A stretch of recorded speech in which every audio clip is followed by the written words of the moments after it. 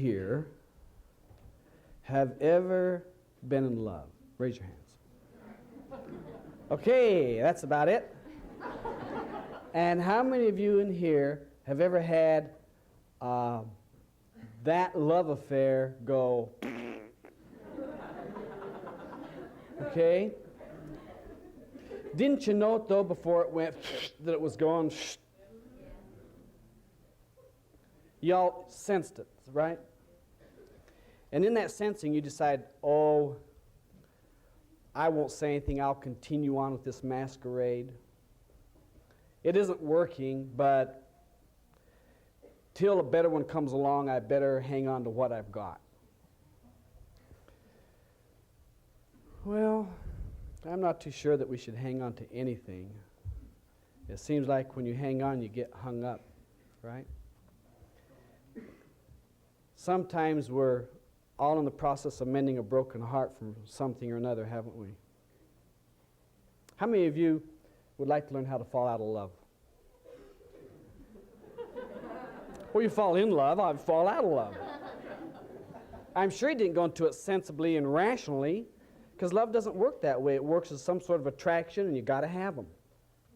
And after you have them, you got to get rid of them before you're had. If you're going to live with somebody and you're going to love somebody, why not live with them and love them? Or tell them you're going to go 80% and that's it. They may not be able to go along with that idea, but it's being honest with them, not getting caught in the honesty trap, because sometimes emotions go up and down according to the time of the day and if it's raining or if the sun is shining. You see, what happens is that we've learned to love a person. And we learn to feel them. We learn to have their hands on us to touch our body. And we grow very accustomed to that. Plus, we fantasize about it.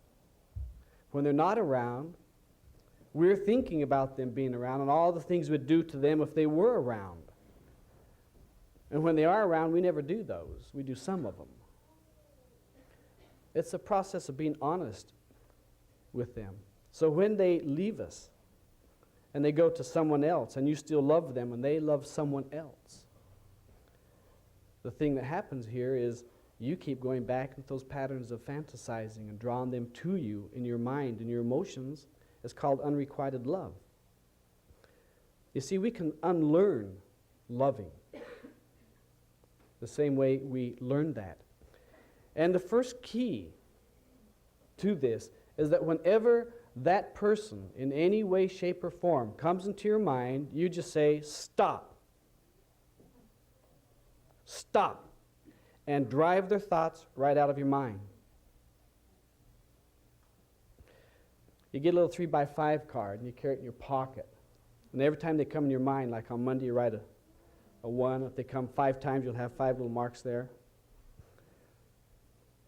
Until you get down to the day where there's only 4 marks on a day. And then that person is not being seen in an unloving quality, they're just being seen in a different emotional light. That you see them more clearly as a person rather than as that you idolize and that you worship. So you get to be friendly with them instead of grieving with them and missing them and feeling lonely.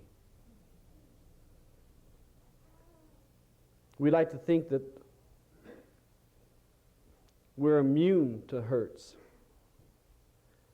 and that maybe we won't get caught up in the new hurt of a new romance. Maybe this will help you.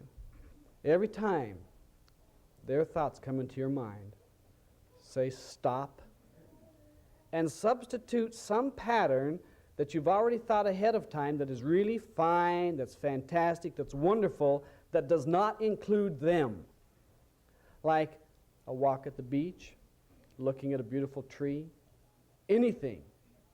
So as soon as you stop and drive that thought out of your mind, immediately pull the new one in that is fresh, invigorating, and pull it to you. And hold that, and then let it go.